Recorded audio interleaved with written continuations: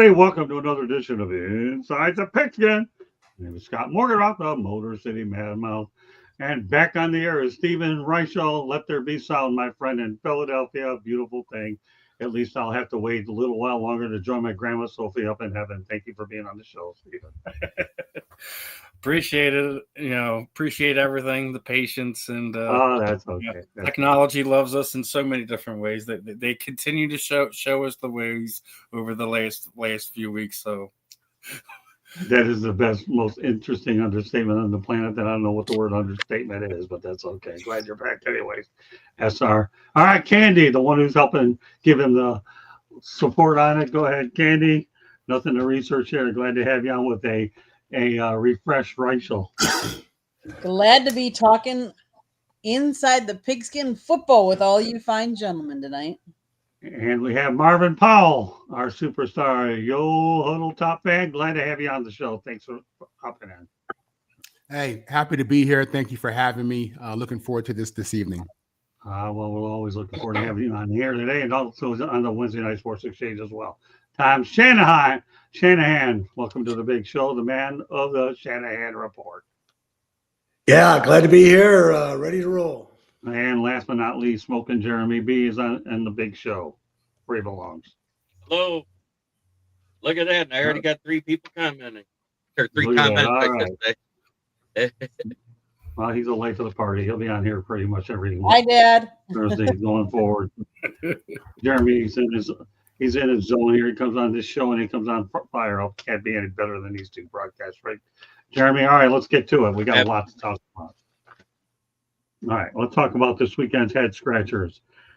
The New York Jets defeat Cincinnati 39-38. Yes, Justin Fields had a good day. Aaron Glenn won his first game. The Baltimore Ravens 30-16 over the Chicago Bears. My goodness. And the Miami Dolphins 34-10 over Atlanta. Okay, Stephen, which one stands out to you about these head scratchers? It's got to be the Jets to me first and foremost. The tragic passing of Nick Mangold earlier in the day, I think gave that team a little juice, a little reason to fight a little bit harder Sunday afternoon. And last second win, doing everything and anything, to not even letting Justin Fields throw the last pass of the game to put the game away is just they literally threw everything but the kitchen sink at them, and they wound up getting the win on a day that it was a sad day if you're a fan of offensive linemen, a fan of a guy like Nick Mangold. Obviously he was going through some medical issues. Didn't expect to wake up and hear his passing, and to see the Jets go out there, perform, get a big win like that, get them off of that zero column in the win, then you couldn't ask for anything more than that. Yeah, Woody Johnson got a win. Don't give him credit. He's probably the worst. No, don't give that man no credit. Don't give that man no credit. Exactly. That's my point. GMTA, right? So great minds think alike. At least you can talk at this time. All right, we got Jay, our superstar here, who's probably going to be headed toward that giveaway. He's definitely a leading candidate, Stephen, for sure. So, yeah, no, it was good to see. Rest in peace, Nick Mangold, for sure. Rex Ryan had a very emotional thing as well with this guy. He, to me, that was coach him as well. John Doe, how are you doing? What are you talking about? I don't know. Football. We're talking football. There you go. All right, Candy, go ahead. What are your thoughts about what stood out in your mind? Miami 34-10 against Atlanta. Atlanta had won 3 straight. Miami, we've all been talking about how soon is Mike McDaniel going to be Tua throwing interceptions, can't see over his line. That to me, that surprised me. 34-10, the Dolphins at Atlanta. Not even at home. They were at Atlanta, and they took it to Atlanta. All right, Marvin. It has to be those Jets. I mean, listen, at 0-6, I mean, just being winless, I'm thinking about the number 1 pick. That's where I was. We win a game, and and everybody loves Justin now today. No, seriously. I mean, it's almost insulting celebrating the win. You know what I mean? Like, what are we celebrating really? If the big picture is about winning the Super Bowl and the big picture is about being in the playoffs and championship, what are we celebrating? That we're the best, worst team in the league? That's really what we're coming down to, and I hate that. And as a Jet fan, it's like every other season. That's what we're doing. You know, we're the best, worst team in the league. You know, with 2 or 3 wins. You know. Listen. I'm happy for all my brothers and sisters in the Jet community, all the fans, but the Jets got to figure out what the hell we're doing. I do believe it really starts at the quarterback position. If you look at the first 6 games of the season or so, Justin has been mid at best, average at best, and I just don't know what we're doing with our organization. I want to believe in Glenn, but we've looked so bad. We look so bad in the horrific coaching decisions and, just not great answers at the podium. And I just hope that, this guy's getting better every day. I do, because so far I'm not in love with what we have and what's going on. But yeah, I was shocked that we won. I picked in my fantasy, I picked the Bengals defense over the Jets. That didn't serve me well. But it is what it is. Tommy? Yeah, you just never know in the NFL. I know it's the old line about parity, but also injuries. A lot of it has to do with who's injured when these games come along in a long season. But the other thing not to overlook about the Jets, yeah, they were 0-7, but 5 of the losses were 1-score games. So they may have been bad, but they were in games. And I'm glad to see them finally break through. I hate to see anybody lose like that, lose all the time. Jeremy?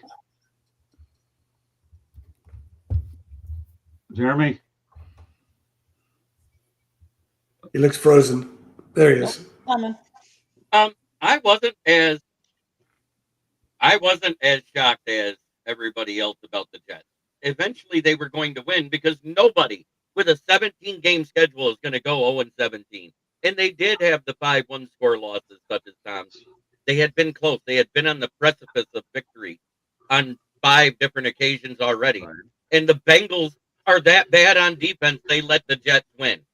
And let's not forget, the owner did call out Justin Fields and said he did have to play better. You know who else played better in this game? Breece Hall. Breece Hall played like a monster, and it's the first time he showed up all season.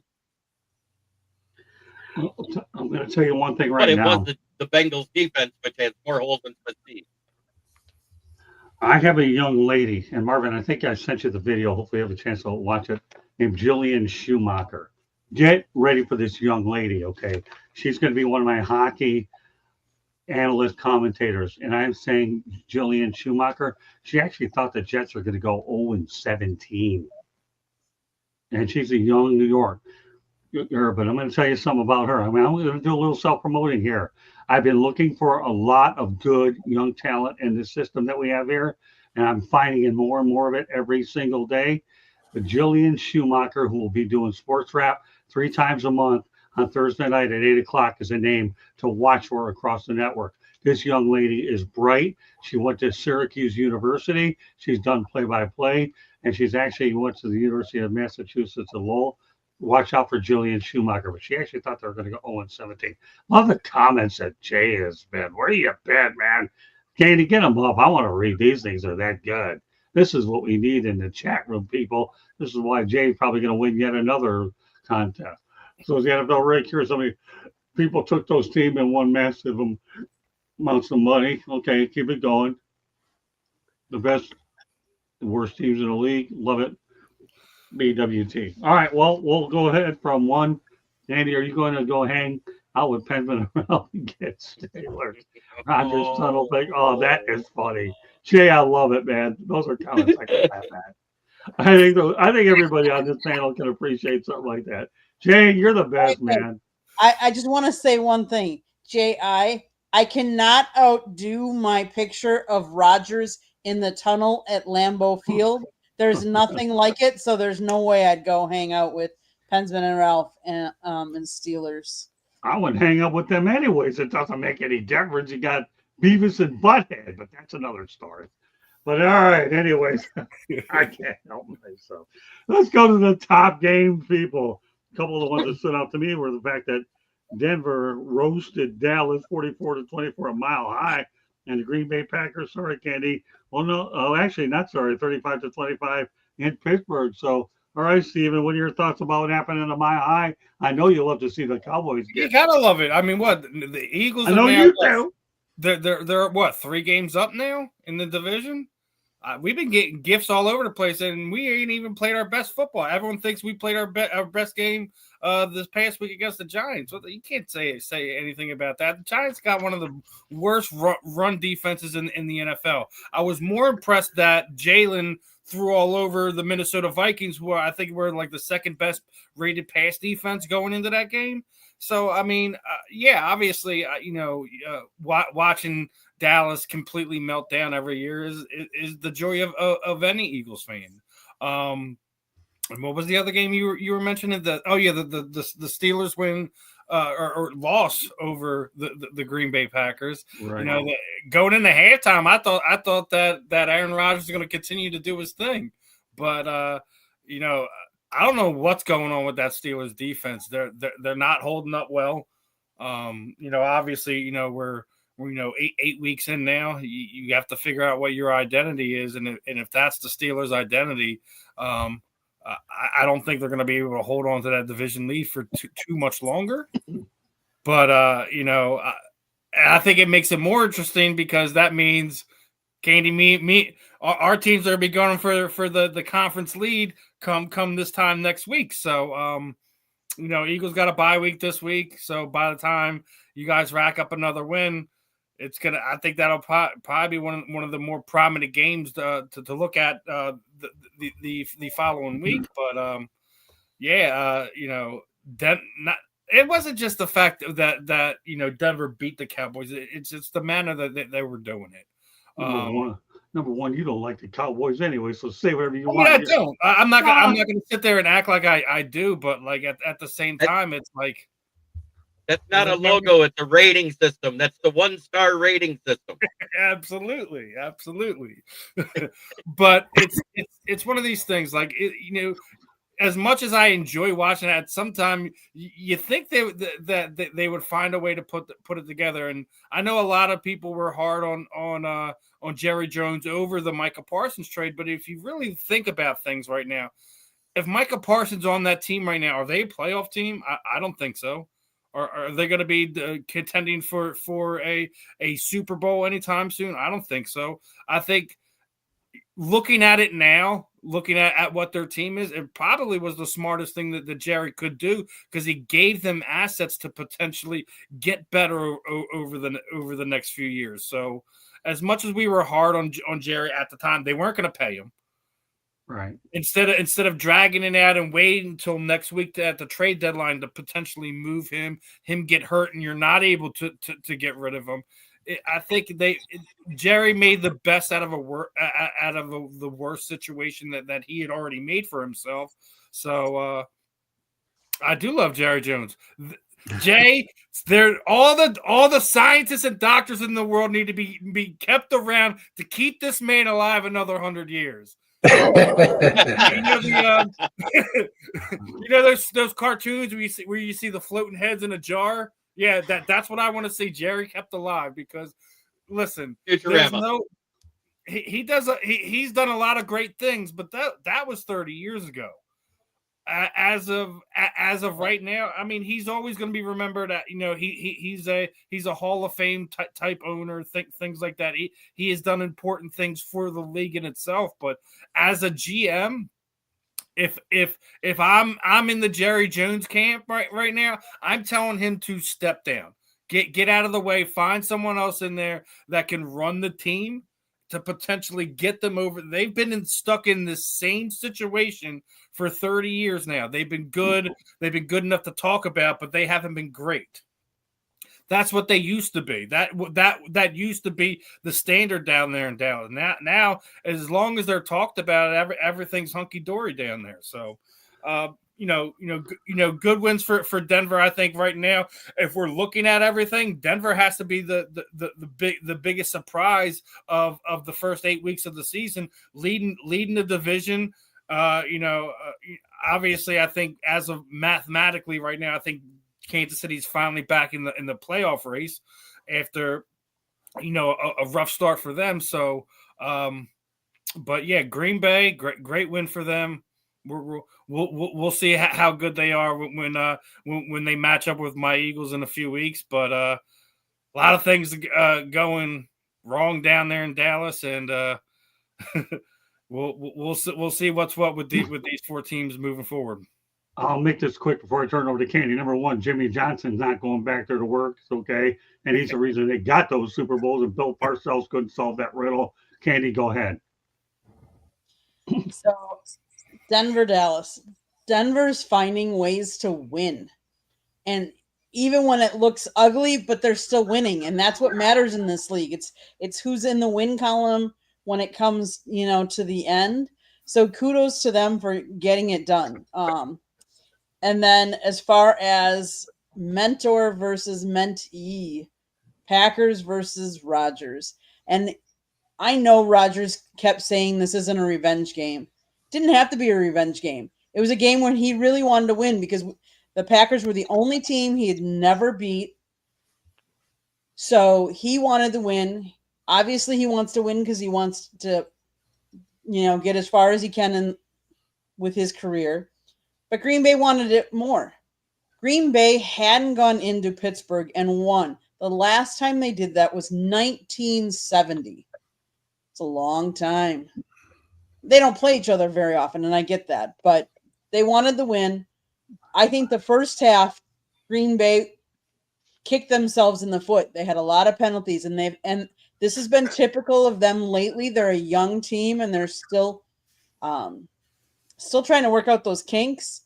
But Tucker Kraft, on tight end day, he had a game. Good for him. I like the fact that most of these games, it's been someone different that stood out for the Packers, that's coming alive, that's having a really good game.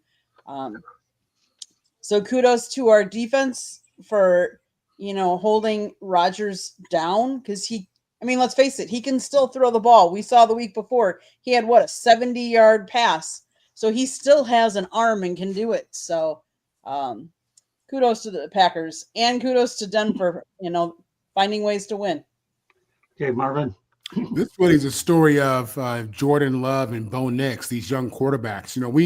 We've had a few segments here, Scott, where we talk about some of the young quarterbacks in this league, and I've discussed how Lamar Jackson and Pat Mahomes kind of messed it up for quarterback evaluations because they were so good so young.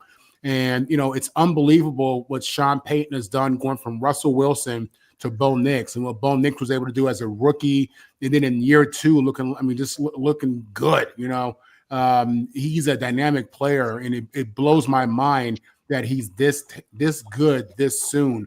And I attribute that really a lot of that to coaching. Granted, he had a bunch of starts in college. Sean Payton, who I'm not a huge fan of, he can coach. He can coach, and he gets results. And he has Bo Nix playing at a level that has Denver competing. And I think that's the story for them. In regards to the Packers, again, it's the young quarterbacks. They go from Brett Favre to Aaron Rodgers to Jordan Love. The luckiest fan base in the world when you look at quarterbacks, just in the last 30, 35 years, right?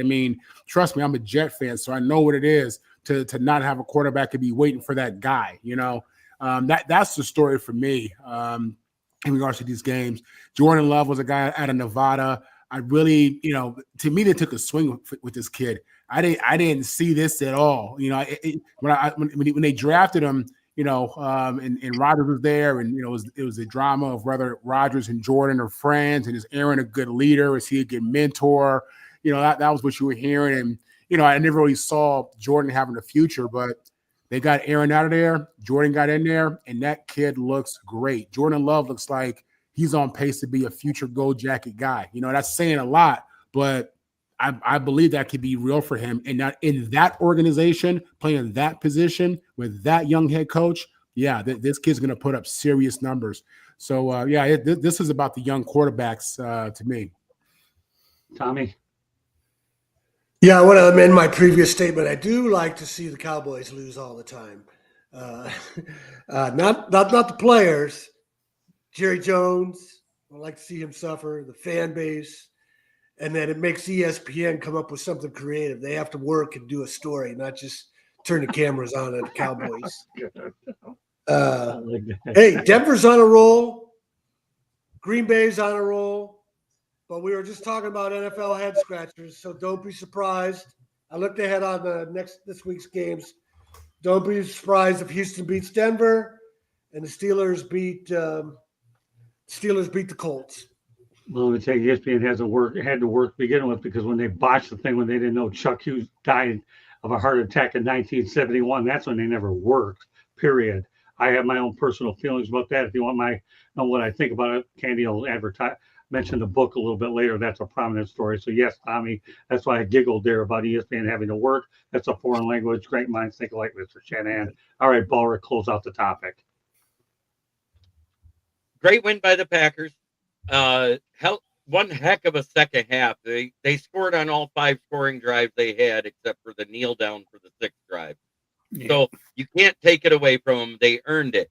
What you can say is that defense of the Steelers looks just as bad as the Ravens right now. And the Ravens defense, the Bears made them look like juggernauts. I don't know what happened between last week and this week with the Bears, but it was 2 different teams on the field. Right. You saw Ben Johnson getting upset with Caleb. And as far as the whole Miami beating Atlanta, yes, it was a surprise, but it shouldn't have been, because guess what? We saw Atlanta go to Carolina and do the same thing. Nothing. They play to the level of their competition. Okay. You know what? Over the weekend, Candy and I covered Stanford against Miami. Frank Reich is the coach of Stanford University. Frank Reich is a guy I worked with in 1997 and 98. It was great catching up with Frank. So with that said, Candy, I had an opportunity to ask Frank Reich a couple of questions about not only the record comeback that he had, but also what he thinks is the difference between pro and college. Candy, roll the tape, and then I want the crew's reaction after this is done. By the way, Stanford lost to Miami 42-7. I don't care about the result. I was ready to catch up with Frank. Go ahead, Candy.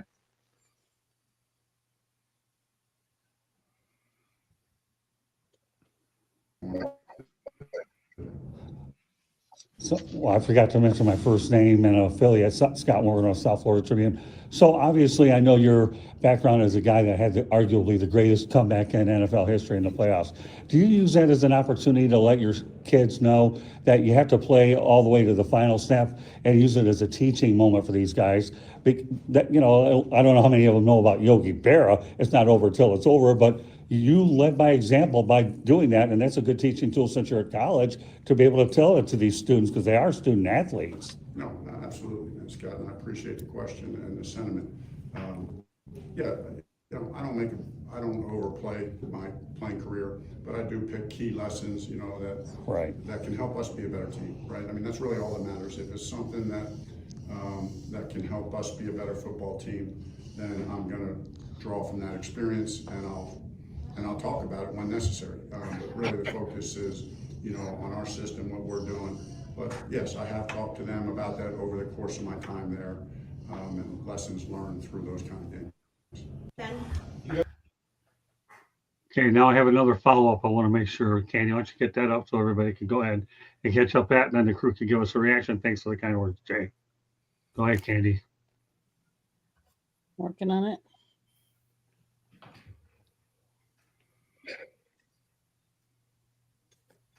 So, Frank, obviously you've coached in the pros a long time. What's it like for you to coach college? Are these kids a lot more attentive to what you're trying to convey to them? We all know that the pros is a different animal. Now you're getting your first taste of coaching college kids. I'm really enjoying it. I mean, these guys are special. I mean, they're special. I'm enjoying coaching them.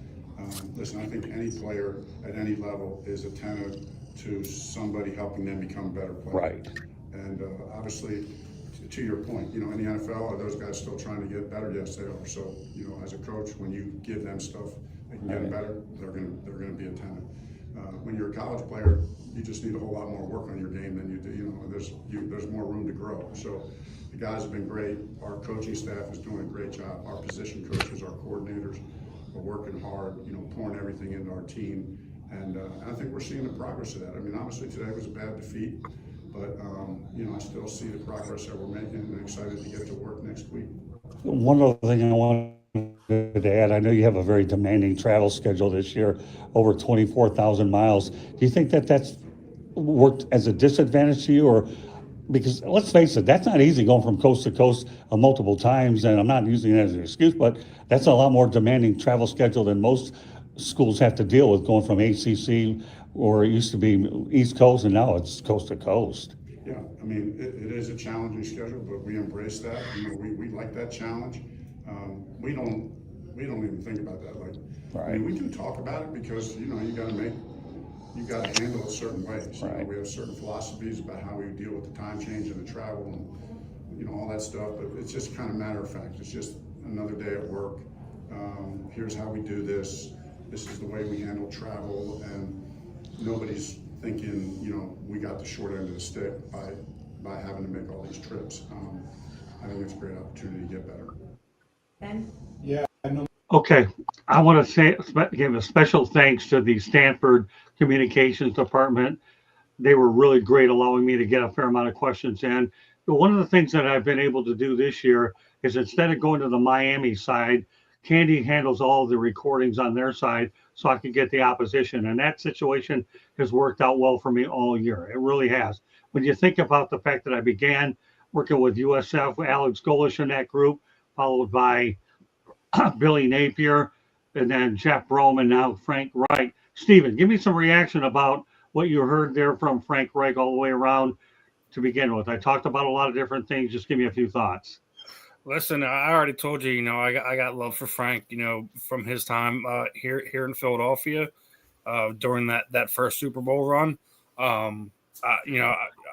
was one of the few people who I still believe that regardless what happens this season, I think Frank could very well be kept on to be the permanent coach, not just the interim coach down there in Stanford, because of his experience in the NFL. So but the fact that he implements some of those stuff, those personal things that he went through to show the kids, don't just give up. You play to the final whistle. The scoreboard should be irrelevant to these colleges, because at the end of the day, it's about getting the reps in.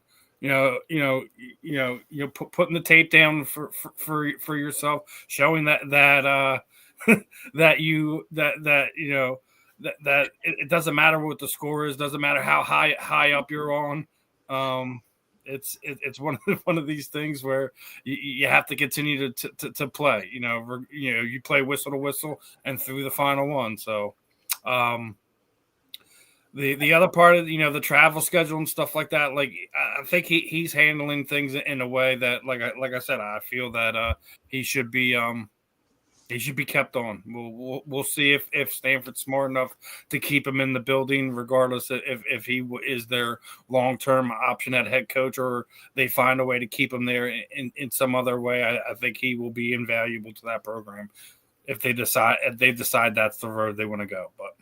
Well, I'll say this much. What happened to him with the Carolina Panthers and David Tepper was a joke. It really was. But I'm glad he landed, and he's working with Andrew Luck there. He's done a good job. I like the way he handled that question about being able to utilize that great NFL moment to teach his kids. And that was one of the things that really had me thinking about it. And then with the other two popping in, thanks to the Stanford Communications Department, I'm glad we were able to get everything else in. Candy, give you a brief overview. We'll turn over the rest of the crew. We'll have a lot more show to get to. So I love how he says that, a coach is a coach, whether you're coaching in the NFL or the college, and they all have things that they can learn, and you got to keep practicing. And that when he talked about traveling, it is what it is. He can't change it. So you just, it's a non-relevant factor that they just have to work through. Logistics is what it is. But he had his team playing hard the whole game, and that's, all you can ask, and that's what you should be asking from a team. Whether you're outmatched, whatever it is, being an interim coach, we all don't. They don't always have the same luxuries as a head coach, and I only hope they get to change that title from interim to head. Yeah, I actually think Stanford is now become a new media distribution partner. They had two people in there that were really great and said, hey, put us on your media distribution list. I would love to be able to promote the Cardinal brand here on the East Coast. And these people are just great to work with. All right, Marvin. Listen, Frank Reich, man, I'm an old football nerd, and I remember that comeback in the pros, and I remember Frank in Maryland. So I appreciate him seeing. I appreciate seeing him, as an interim coach at Stanford. I think this guy's a smart hire long term. I think it makes a lot of sense. I think it's a great fit. Just a credible athlete during his day, got it done. And obviously he's been coaching for a while in the NFL, so I think he would be a great fit there. Listen, when Stanford was up 7-0, I was like, oh my God, here it comes! It's about to be another one of them days, But I'm serious. I thought it was going there, but obviously them Canes did their thing. They turned that around. But no, Frank is great, man. I loved how he answered the question. It's a business trip. These guys are making money now. This is what it is. You want to be grown? This is what grown is. You know what I mean? So it's just part of the deal. There's no reason to complain. I'm fortunate. I haven't heard players say anything about their travel, and you probably won't hear that too much, to be honest with you. But it is what it is. And in regards to being able to coach a team out of a rut, in regards to being able to motivate guys, listen, he's done it. He's dug himself out of a hole. In a very real situation in the pros and in college. He's credible, man. I like him a lot. And great job in that interview, Scott. Thank you, Marvin. Appreciate you very much. Tommy? Great story. He won't win, but he deserves Coach of the Year votes. He's already matched the 3 wins Stanford had last year, and he got thrown into a difficult situation. Troy Taylor was fired in March. He takes over, and I don't know if Reich even got there before April, and he got there under the circumstances he was going to be an interim coach. And he might say coaching is coaching, but that's not true. Coaching is teaching, and not all pro coaches can teach college kids. Right. Bill Belichick is the latest example. Not a lot of all college coaches go up to the pro level and win. I mean, there's a reason Don Coryell is the only coach to win 100 games at both college and the NFL. Pete Carroll was on his way, but he had to get out of USC before the NCAA posse caught up to him and go to the NFL. But I really admire Reich for what he's done. Right. And, he might be look at the coaching carousel. There aren't enough quality names out there to fill all these empty seats. Maybe that's going to be the way of the future. You find some guy like Frank Reich to step in as an interim coach and a bridge until you get the guy you want, because college football coaching is just a mess right now. Yeah, I never asked him about that, and I chose against it because I know it was an interim thing. And I'm hoping that I could build a good relationship with the Stanford Communications Department, maybe get him on again. If I can, I'll be tracking him. But I'll tell you, when I talked to him, he was really, really nice to me. And I felt like now that he's seen me so many years later down in this area, that if I ever could get him again, then I could get more out of him. But Frank's just a class act. I've always been a big admirer of him. And obviously, the relationship that we rekindled on Saturday was indicative of that. Jeremy? Frank Reich's a great coach. He had a bad rap in Carolina, and we all know that. He did a good job with the Colts, but really didn't get a fair shake there either. So, because that team was awful at the time. When you go to an awful team, and that's the problem with new coaches in the NFL. People expect you to work a miracle. Well, when you don't have the talent, the coach gets the blame. Even though they're supposed to coach them up, there's only so much coaching you can do. It's up to the players on the field to execute when it's all said and done. And those players did not execute for him. And Carolina, you're right, it was David Tepper. And that's the best thing they did was hire Dan Morgan, because he basically said, you let me run this football team and stay the hell out of my way. And that was the best thing Dan Morgan did, because that's why they're having some limited success right now with Dave Canales. 3 points. Okay, let's stay on the coaching thing, and we're going to go back to the Penn State. We'll talk about head coaching candidates. I'll list a bunch of them, and then we'll go from there. Okay, number one, they talked about head coaching candidates. Kurt Cignetti, well, no, he's not going. Just re-upped with Indiana. Matt Campbell's always been talked about in Iowa State as a possibility. Clark Lee from Vanderbilt. Eli Drinkwitz, Missouri. Manny Diaz of Duke. Fran Brown of Syracuse, who I'll see when they come to town. I'm not going to ask them about this question either. Brent Key of Georgia Tech. Matt Rule of Nebraska. I'm going to start off with this one. I'll let everybody follow me. And obviously, Kurt Cignetti's not going there. Matt Campbell, I don't think I'd take that job, but you never know. He's been approached by a lot of other jobs. I don't see this one happening. Clark Lee, why would another, huh? Clear my throat, brother. Clark Lee, why would another Vanderbilt guy want to go to Penn State? It goes beyond my wildest of imagination. Eli Drinkwitz, I don't see that one. Manny Diaz, maybe. I mean, he was a defensive coordinator there.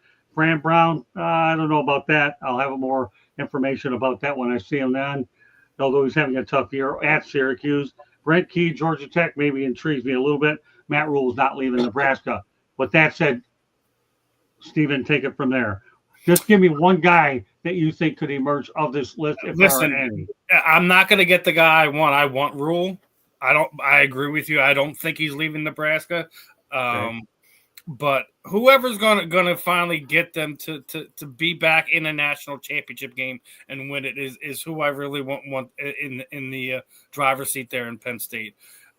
Franklin was great to kind of rebuild that program from the utter depths that they put themselves in.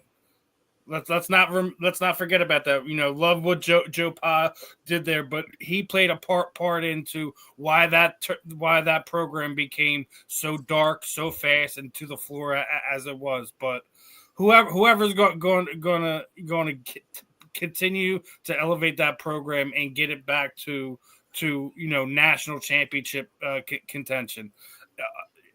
I don't care who it is. I don't care if it's some assistant that's in the NFL, some guy that was recently fired, some guy that is currently coaching at another program somewhere else throughout the country. Whoever is going to continue to put Penn State moving forward. So, yeah, I mean, obviously Joe Paterno is big shoes fill. Again, if I were going to put one person of this group, Brent Key of Georgia Tech would make sense. But that's just a wild guess. Don't use me as a source. Hey, that's not a bad idea. Again, yeah, but that's his school though. He went to Georgia Tech. To pull him from his alma mater, that's I don't think that's realistic. Okay, you know what? You take over from there. That's what I think of the group. I didn't say it was going to happen. I just said of this group. All right, so I'll let you carry it from there. Who do you think of this group? You don't think it's him. Who do you think would go out of this group, Marvin? I think Manny Diaz makes the most sense. Listen. With coaching, there have been a lot of coaching hires where this guy's a guru or he's this or that. But when you're coaching in the head position, going from a coordinator to a head coach, that's a transition. There's a process there.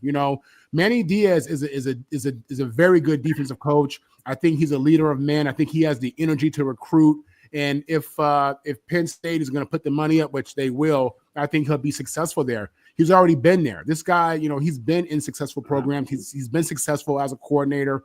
I think his resume says, hey, I'm ready for a head coaching job of this caliber now at this point in my career. I think it'd be a great move for Penn State. Okay, well, that's good. Okay, I'm glad. All right, Tommy, what do you think? Whoever Penn State gets, if Penn State finds a guy that turns them around to a national championship game, their fans don't deserve it. I mean, James Franklin, if it not for that pass against Oregon, they would have won. They could have won that game, not for the intercepted pass. And same was in the playoffs. Was at Notre Dame. They had a late play that went against them. One play cost them the Notre Dame game, or they're in the college football finals. So the Penn State fans are out of their minds. They don't have any appreciation for what Franklin did to rebuild the program. Right. After the Penn State fans stood by Joe Pa so long that he was losing it as an old man and looking the other way about Jerry Sandusky. He was directly told what Sandusky did, and he didn't do anything about it. Right. So Penn State and fans don't deserve to have a guy that brings them back to the national title.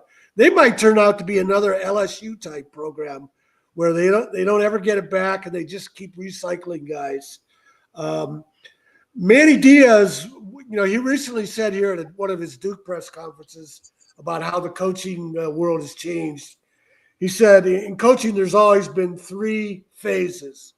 You get there for the honeymoon, they love you. You have some success, they say, don't leave. And you go downward, and they say, please leave. And he's been through that at Miami. Miami turned on him. And that was a dream job for him, being his hometown. And he's got a lot of financial support at Duke. They're getting him players he needs. And, they're not going to be a national title contender, but they can do what Vanderbilt's doing. So I would be surprised if he left Duke, because I think Penn State is turning into a toxic situation. You know what, Tommy? I couldn't agree more. I really could. And I'll go ahead. I'll back that up in a minute. Go ahead, Jeremy. I think it's nobody you listed. I think they're going to find somebody off the radar that's an up-and-coming guy. Maybe, like Steve said, one of these NFL coordinators that's looking to make a name for themselves to get into head coaching. Because you know what? A lot of the bigger guys in college football are getting extended already, the ones that are solid in their job.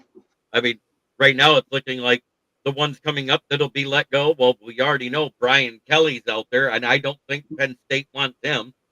Luke Fickell is about to be out there, and I don't think anybody wants him. And I know Wisconsin's doing better, but let's face it, he's on his seat is hot.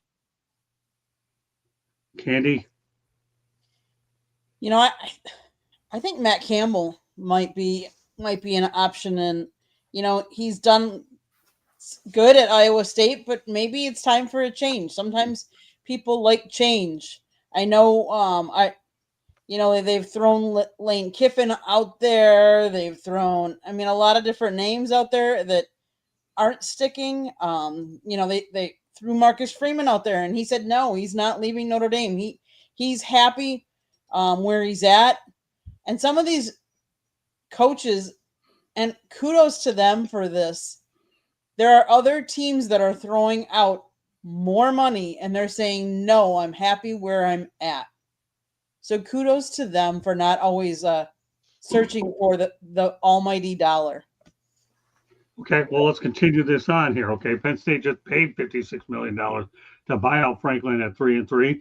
And to Tommy's point, he had a 104-45 record with a CFP semifinal berth last year. Keep in mind, Billy Napier's buyout was only $21 million, and Napier finished with a 22-23 mark with the Gators. So there was one report that said the buyout was $49 million. So the buyouts on Franklin have been really what they are, and there you're talking about 12 years with Pete Thamel at $54 million. So the numbers are what they are. But I'm going to say the only thing to draw out of this is what Tommy said. You get fired for 104-45 mark and that type of success. That to me, Manny Diaz, I don't know. I'm with you, Tommy. Why would you want to leave Duke anyways to go there? I struggle with that. But 104-45 after rebuilding that mess. And in fact, let me take it a step further, okay? AD Pat Kraft in a release said Penn State owes an enormous amount of gratitude to Coach Franklin, who built our program into a national power. He won a Big Ten championship, leading us to 7 New Year's 6 bowl games in college football appearance last year. However, we hold our athletic programs to the highest of standards, and we believe that this is a moment for a new leadership at the helm of our football program to advance us toward the Big Ten and national championship. That's great, Mr. Kraft, but you had a guy that had a heck of a run, and you let him go. And Tommy even said, right, how many good coaches are out there? That's the biggest thing. I'll say this much. When the Detroit Pistons let Rick Carlisle go many years ago, he was a heck of a coach and subsequently went on to be a regular winner. But you have to know that you have a succession plan in place championship coach, and they were lucky to get Larry Brown. So you better know who your successor is before you make such a move. Otherwise, you may go the other way. And that's what I have to say about it. I'll leave it wide open here for anybody, and we'll continue moving on. All right. Anybody else want to add to this as we wrap this topic up? When you see the amount of money that these schools are willing to do in these buyouts, I mean, you have to look at it as golden parachutes. I mean, these head coaches are top level executives. They're running major corporations, if you will, and this is what it is. But when you see the amount of money that they're spending to fire them, it tells you how much money they're making, how much money they plan on making. It also tells you how passionate they are and how committed they are. Because people, I bet you got a lot of church folk who give them that NIL money, but ain't giving that same money to the church. And I'm not saying that I do. I'm just saying it tells you where their love, where their heart is at, where their passion really is, Unbelievable. I'm one of them guys that thinks about, man, they're paying this guy $50 million to leave, and we got kids starving in military families who can't eat. I'm one of them type of people. I'm thinking of like, where is our economy at? What's really going on? But, I get it. It's big sports, big business. And everybody involved making money. Anybody else want to add to it? James Franklin's only 53, and he said the other week on College Game Day that he wants to coach again. So that's going to cut into whatever the buyout is. A guy like Brian Kelly, 64, and has a acerbic personality. I don't see him getting back into coaching, at least not at a big-time place. Why would he? Well, he doesn't need to. Do something to contribute to football at the lower levels. You made your money. You walked away from Notre Dame saying you're going to LSU to win a national championship, and now Marcus Freeman is outdoing you. So I hope Kelly doesn't land in a better position. I hope nobody pursues Kelly because they're going to be disappointed. And I hope he does something productive with that money, like what Marvin said with what's going on in this economy. It's just a disgrace that there's this kind of money that's thrown around. And let's add in one more name, and that's the LSU athletic director, Scott Woodard, because he's the one that gave Jimbo Fisher a $75 million buyout. And now Kelly, what's Kelly's buyout? 54, something like that? Right. Man, that's two bad hires. Yeah, well, you know what, Tommy, to make you feel good, we'll let you get more off your chest next week when we talk about Brian Kelly. How's that sound? If you're having a bad day, I'll let you vent a little bit more. All right, let's continue to move on here and talk a little bit more coaching. And let's talk about Nick Saban's coaching tree, because I'll tell you, this staff was loaded, man. And I mean, it was loaded. He had Kirby Smart, who's the offensive coordinator, Lane Kiffin, the offensive coordinator, Mario Cristobal, offensive line, Billy Napier, wide receivers, Tosh Lapoy, linebackers guy, Mel Tucker, and one made a little bit of money. Haven't heard from him since because of issues. Dan Lanning was a graduate assistant. Guess what? He got an $11 million extension, and he's now the fourth highest paid coach in college football. All right, Marvel, what are your thoughts about Nick Saban's group? Listen, he's the GOAT, not just because he added all the wins in the championship, but his impact on the game, his impact on the game today. I mean, these head coaches right now are all Saban disciples. I mean, this guy was a great teacher, great leader, and he's been great for college football. But that's the names you just mentioned right now, are part of the group that run college football today, and without question, every single one of those men was impacted by Nick Saban. That's, this is when you call somebody the GOAT, that's the kind of impact that I expect to see. When you call somebody the GOAT, these are the kind of decisions, the hiring decisions, being able to identify talent in the coaching positions, and bring in that talent and coach those guys up too. I mean, he's the GOAT for many reasons, and we're still seeing it today. Tommy? Say this about Nick Saban's coaching tree, because obviously those are a lot of great names, but he also helped Lane Kiffin resurrect his career after he got fired at USC, because he got fired under ugly circumstances. Nobody was really interested in him anymore. And the same was true with Steve Sarkisian. Both of those guys, he gave them he rehabilitated both those guys, and then they both parlayed it into becoming head coaches. So Saban deserves not only the credit for developing coaches, but helping guys get their careers back on track just because of one mistake that was high profile, one bad job that was high profile, and something to recover from. And I'm sure he would have, if Mel Tucker's offense was anything but sexual, I'm sure he would have done the same thing for Mel Tucker, but you can't touch that guy. No, that's true. Jeremy? Oh, what a great tree. It's a great tree. You look at that tree and you see the success. You see the success of what who's at UNC who shall remain unnamed, and what his tree has done in the NFL with the equal amount of success there. And it's two polar opposites. That coaching tree from Bill Belichick and the Patriots, failure. The coaching tree from Saban in Alabama, success. Candy? Good points. Excellent points, Jeremy. Forgot about Brian Dable, though. That's success. You know, as I look at the coaching tree that Nick Saban had, and Nick Saban coached for so many years, so that's part of it. You know, but you look at all the names that are in there. I mean, even Mario Cristobal for Miami was under Saban.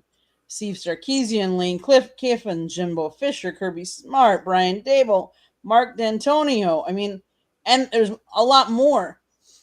It just goes to show you, like, some coaches are really good with not only coaching, but as good role models to show others how to coach. You know, you're a leader of men, and a leader leads not only his team, but the coaches underneath him, as well as the football team.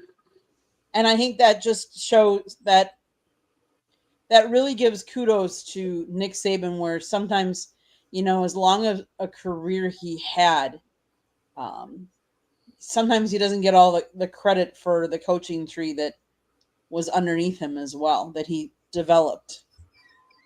Steven? I mean, listen, you know, Nick Saban is one of the goats of the modern era of football, and his tree speaks for itself. Obviously, you know, throwing some barbs there because Brian Dable isn't having a good go here with the New York Giants, but I mean, not just, you know, what he's done in college, but some of the other guys that, I mean, just I've lost count of it. It's literally, he's almost got like 20 different guys under him that he's helped get either other coaching jobs or head coaching jobs. So it speaks for itself. You know, he's one of the great football minds of the modern era here, and you know, his mark is going to be felt on college football for many more years to come. So, you know, for lack of a better term, I know we throw that phrase around, goat around so much in this day and age, but he's one of the best for a reason. It's not just because of the players that he pushed out of his programs, but the other coaches that he is, you know, helped along, given opportunities to help them, you know, achieve some of their goals as well. It just shows you not just how great of a football mind he is, but how great of a man he is to the sport of college football, the coaches, the players, all of it. He's you know, he's a special one, and you know, when he's no longer contributing to this game, he's going to be sorely missed. Well, think about it. I've worked with two of these people already. Mario Cristobal working with now. And obviously, we see the job that he's done with Miami. The only way he would have left Oregon was to go to Miami. Cristobal's done a halfway decent job. We'll see what he does in the next few weeks, as this is the time of the year where we find out what Mario's really made out of. Mm-hmm. And Lane Kiffin, oh my gosh, this guy won at Florida Atlantic. He won at Florida Atlantic, and he won really big one. And by the way, and I know we'll talk about this later, he's not leaving Ole Miss to go to Florida, period. No way. That's what I think. We'll save it for another episode. I'm getting it out there now. More things to talk about. All right. So going into the Michigan-Nebraska game, Nebraska was 0-28 versus top 25 teams since 2016. Well, guess what? Michigan won and they went 0-29. So obviously Nebraska continues to play badly against against top 25 teams. Well, guess what, people? Okay, Nebraska is going to host number 23 USC, which by the way is they're 6-2 and USC. I know Marvin's salivating at this one. Marvin, why do you think I put it in there? Because I knew I had a Marvin Powell smile right on this show. So Marvin, first of all, talk about going into the Michigan game, how once again Nebraska blew it against the Wolverines, and then you can go ahead and parlay it over to what you expect over the weekend. Yeah, I didn't catch too much of that game. I know Nebraska lost by 3 points to, at that point, a top 20 Michigan team. Listen, this is a huge game for USC and for Nebraska. Both these teams right now, I think we're 5-2. They're 6-2, and with 2 losses, you can't afford a third loss and think you're going to go to the playoffs. So this is a must win for both programs. Lincoln Riley needs a win on the road. He needs a win like this on the road. Nebraska's not ranked, but we've struggled on the road, and he's struggled on the road as USC's head coach against top teams. So, for SC, we're favored by 6.5. We are healthy. We're getting healthy. We're going to be down to our 3rd and 4th running backs, but those guys are players. I'm expecting USC to cover. I'm expecting USC to be able to run on that weak Nebraska defense. I'm expecting USC to attack that good Nebraska secondary with our elite receivers in Mekhi Lemon, who's the Blitnikoff leader right now, and Jacoby Lane, who's also a projected first-round pick. So yeah, this is going to be big. It's going to be a blackout game. Matt Rule has already at the most recent his most recent interview has asked the fans to come out there and give us hell on 3rd down and make it crazy. So I'm expecting a crazy atmosphere. Evening game Saturday night on NBC, where Heisman candidate quarterback Jaden Maava and USC travel to go beat them Cornhuskers. Bobby, let's go back to the Michigan-Nebraska game, and then we can talk about the weekend. Yeah, look, I've watched Nebraska play a couple of times. They're not that good. Michigan State is awful this year, and if they didn't give up a block punt for a touchdown, if they didn't have 2 guys collide trying to field a kickoff, a pooch kick that turned into another Nebraska touchdown, Michigan State wins the game, and they played awful. And then Minnesota just beat Nebraska 24-6. Nebraska's not that good, and they never will be what they were back in the days under Tom Osborne when their players were on steroids, and they was easy to. They had a big advantage recruiting with their budget and things like that. Guys wanted to go play for them. Guys don't want to go play at Nebraska anymore. If I was the Nebraska athletic director, you have all this talk about Matt Rule going back to his alma mater, Penn State. I'd fire Matt Rule now. Maybe the USC will kill him and that'll give him a reason. I'd fire him now and say, go take that Penn State job. We're going to try and find somebody else because we're never going to be much more than we are right now with Matt Rule. So, Tommy, what are your thoughts about the Michigan-Nebraska game, though? I know Michigan went in there as a little bit of an underdog. Everybody has a good game. Michigan's not that good either. Okay. I needed your branch comments because you had Jeremy behind you. USC whipped Michigan pretty good. Michigan State scored more points on USC than Michigan. And again, I say Michigan State is having a terrible season. They make all kinds of stupid plays, and they got screwed by the refs on when the game was still 10-7. The refs made a terrible call on an offsides that negated a Michigan State recovering a sack fumble, and then Michigan ended up scoring a touchdown. Michigan State could have easily won that Michigan game. So Nebraska is not that good. Don't worry, Marvin. You guys are going to roll. All right, Jeremy. Well, you can say Michigan's not very good, but the point is Michigan State lost to them. So that takes that. And how bad is Michigan State then? Well, anyway, let's go on to what we were talking about. Yeah, I don't care. Little brother stays where they belong. Little brother stays where they belong, in the shadows. But anyways, Nebraska, Nebraska can't beat a top 25 team if you gave them a road map and the Michelin tires on the vehicle to take them there. That was good, Ballrick. Oh, man. Quit while you're ahead, Ballrick. That was good. Okay. Yeah, I got plenty more for you. That was a good line. All right, Candy, your fire-up co-host. Hey, he did good. How can I follow that? I mean, Nebraska just can't hang with people. They're just not what they are. Yeah. Michigan State losing to Michigan, does that surprise me? No. It's a big rivalry, and Michigan's had their number for a while now. Michigan's on a mission to prove something because they're playing for more, and they're hot right now. Okay, Scott. Steven. All right. Well, as far as Nebraska goes, literally me and Marvin and Ben talked about this. Well, I think it was like 3 weeks ago. The fact that they haven't beaten a top 25 ranked team since 2016. I mean, this isn't all on Matt Rule or this program as well. This is something that they've been dealing with for a while, and Matt Rule still hasn't gotten it figured out either. So, I mean, it's something that is lingering with them. One thing I will say, I don't, regardless if it's Matt Rule there or they bring in another coach at some point in time over the next few years, I don't see this continuing too much longer. At some point in time, they just the laws of numbers are going to win out at some point in time. As Marvin was talking about, a lot of people talking about his Jets were going to go, 0-16, 0-17. Eventually, you put it together, you find a way to win a game.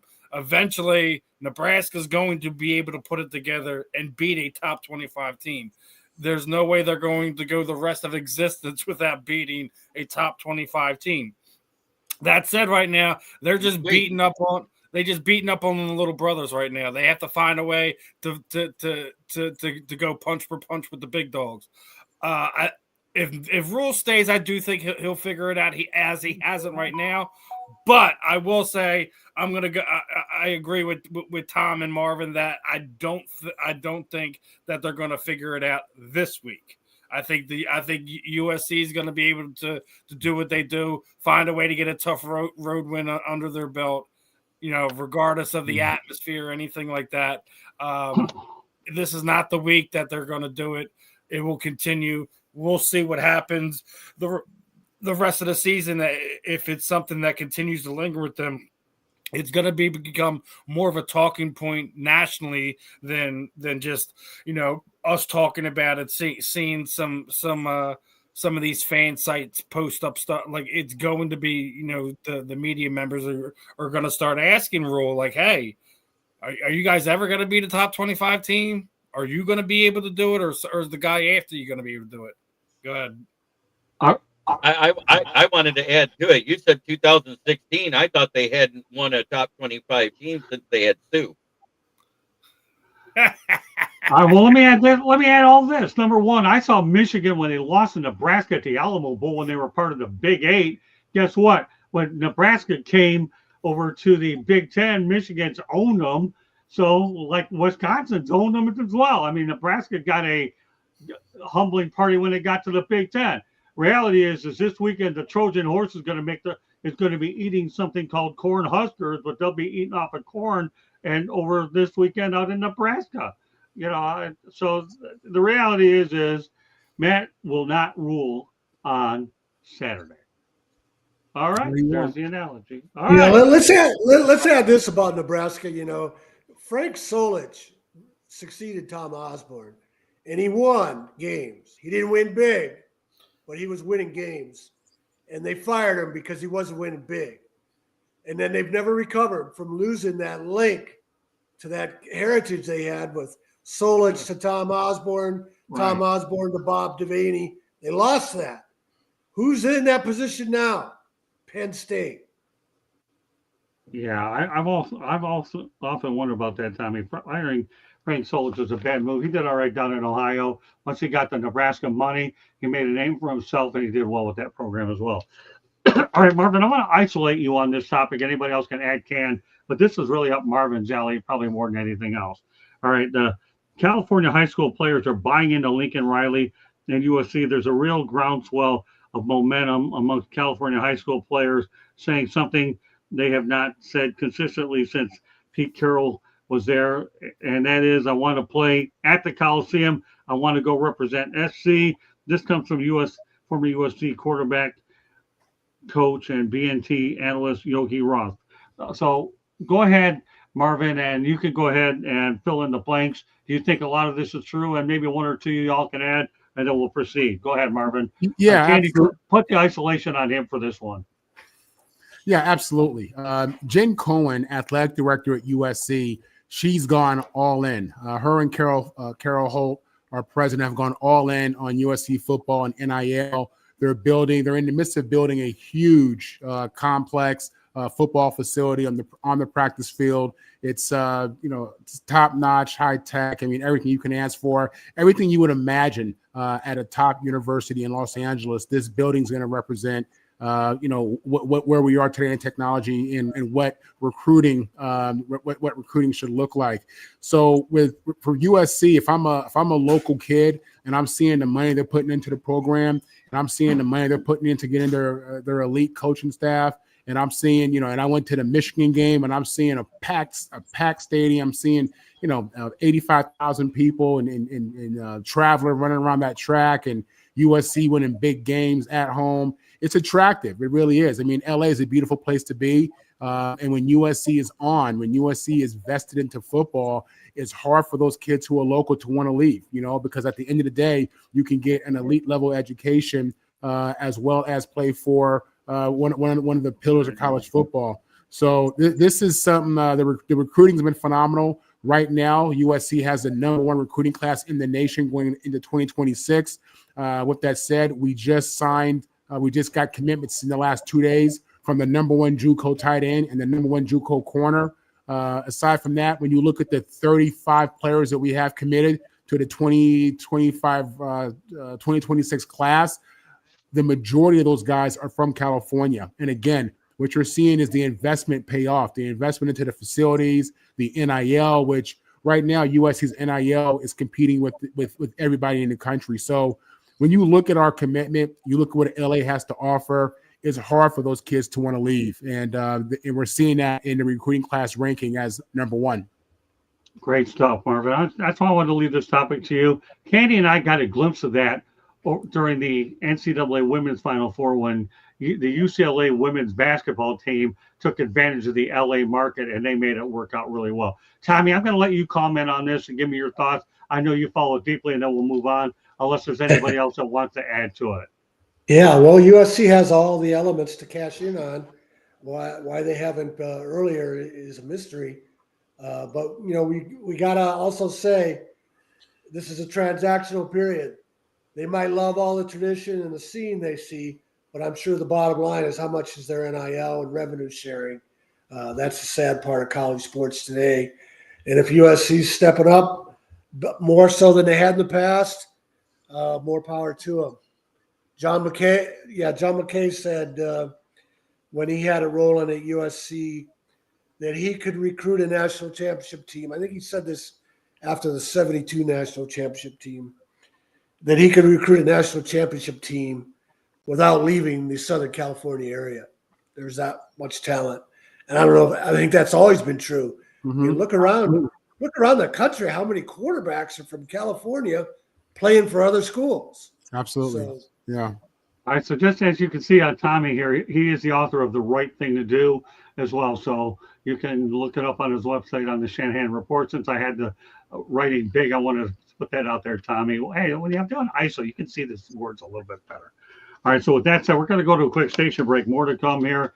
I think that the two people that were probably closest on it will talk about it. Unless anybody else wants to say something real quick about USC. Otherwise, we can move forward. We good? Okay. Station break, Andy. South Florida Tribune Publishing Company published a book, Lessons from the Microphone, Tuning into the Enduring Wisdom of Visionary Leaders. It is written by our host, Scott, the Motor City Madmouth Morganroth. Talks about his 40-plus years in the industry and how it has evolved. Old school media versus new school media. Get your copy today. It's available on Amazon, Barnes & Noble, Kindle, Google, and Apple Books. There's also a link on your website, www.southfloridatribune.com, where you can find a plethora of great content. So go check it out.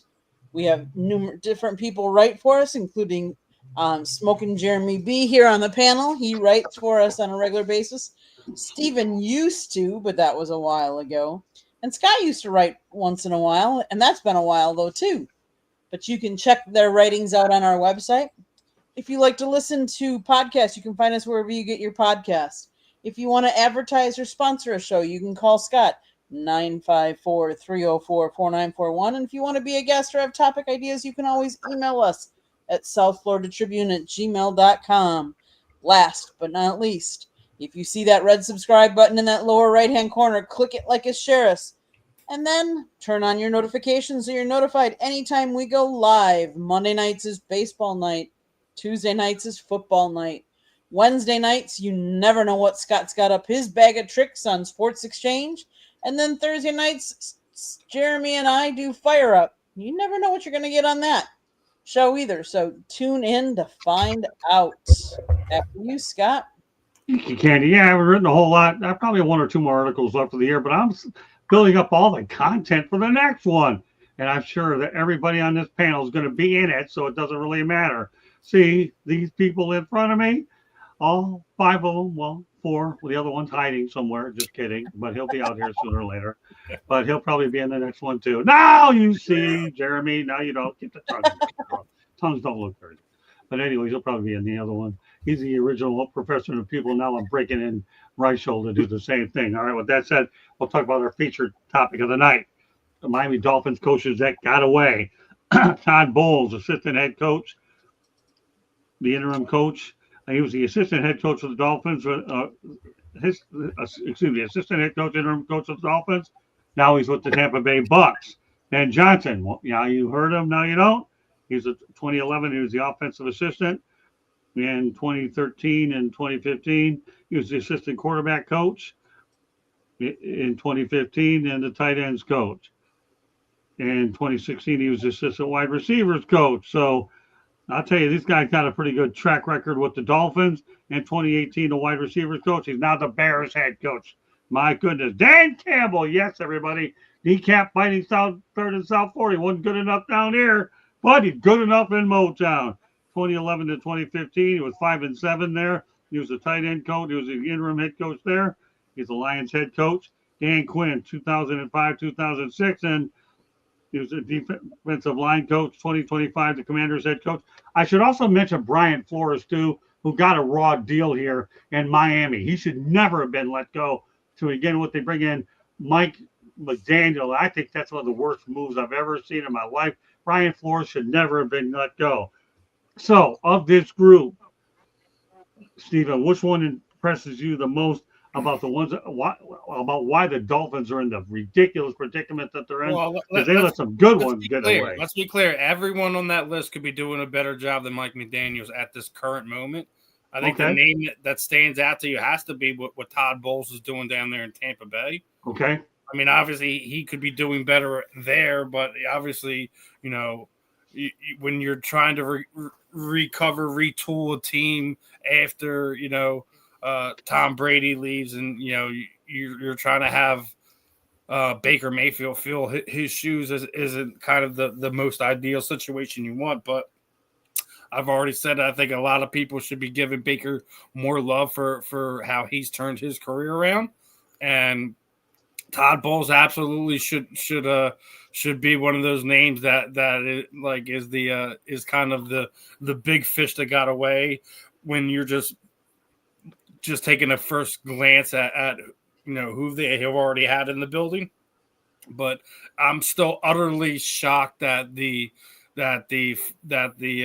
Dolphins front office is still blindly standing behind Mike McDaniel, saying that they have no intentions on moving on from him anytime in the near future.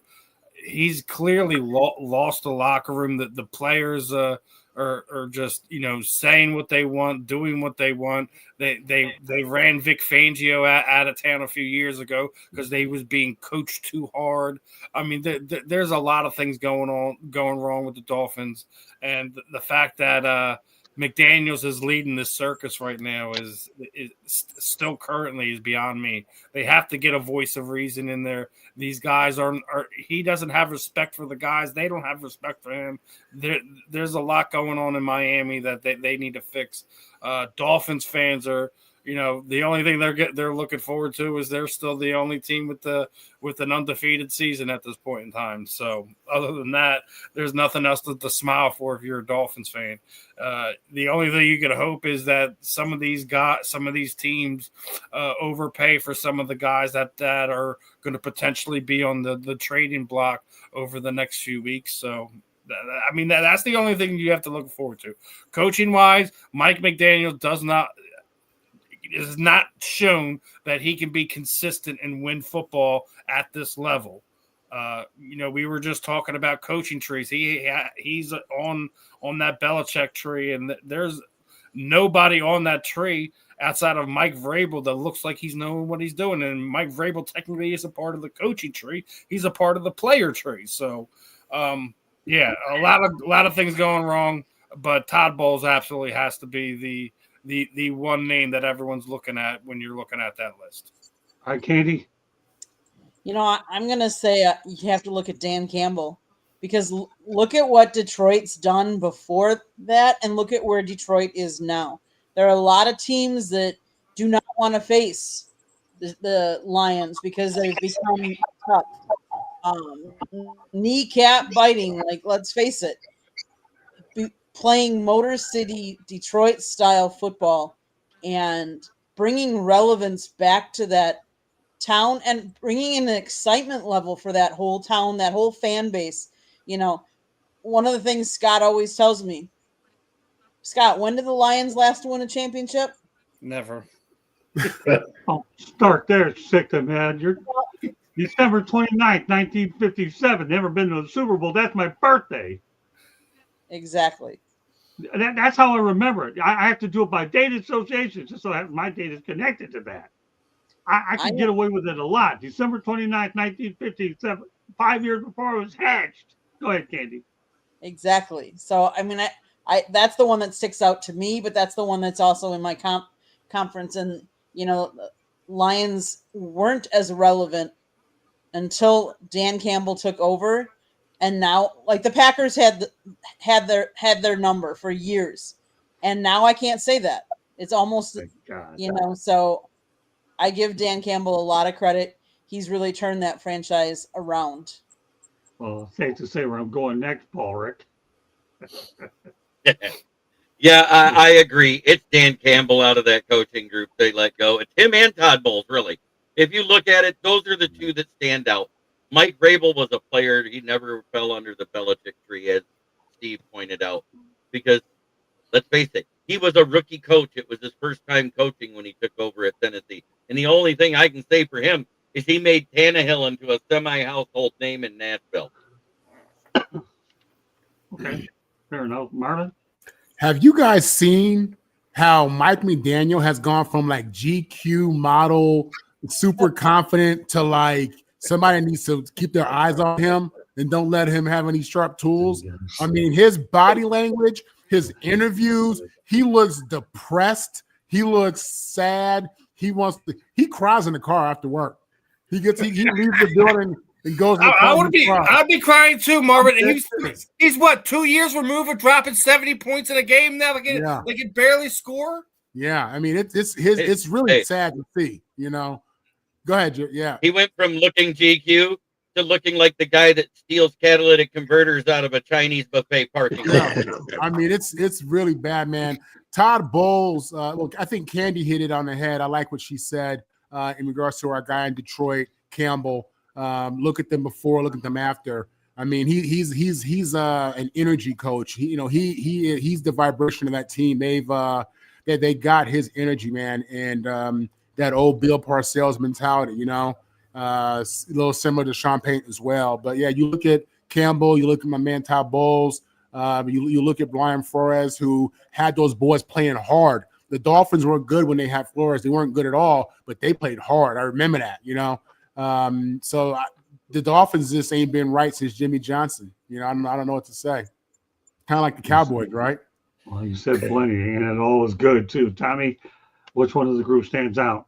Well, let me mention a few of them. First of all, let's hope Brian Flores wins that NFL lawsuit against the NFL because, like everybody has said earlier, he deserved more time in Miami, and they've been floundering ever since then because they don't have anybody making the right decisions. And if we look at Todd Bowles, he had an advocate. Bruce Arians decided to retire from coaching, and it was set up nicely for Todd Bowles to replace him. Arians obviously had confidence in him. The Bucs franchise had confidence in him, and it's worked out. Same thing with Dan Campbell. The Lions were a complete mess for so many years, and Campbell didn't turn them around overnight. They struggled for a couple years, and their owner, the daughter of William Clayford, whose married name is Sheila Ford Ham, she came out in that second season when they were still losing and said, "We've got the right guy, and we're going to give him time." She was right. So Campbell had an advocate. Bowles had an advocate. Nobody in Miami ever has an advocate.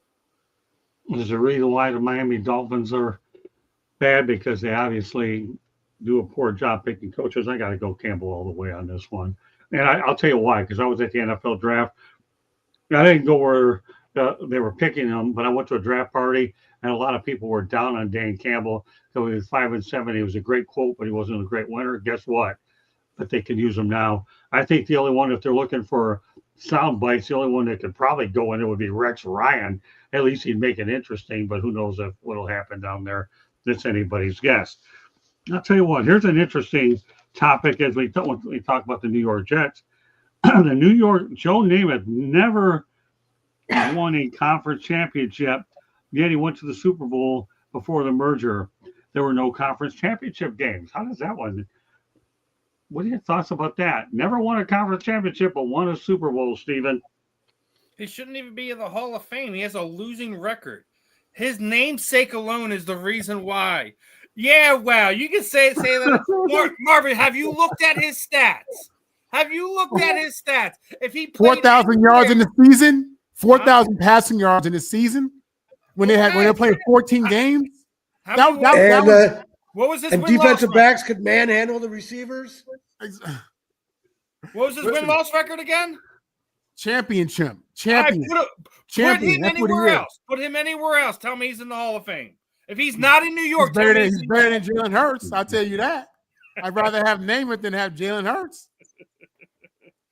I knew that would get Stevens. Oh man, me and Marv are gonna have a conversation tomorrow morning.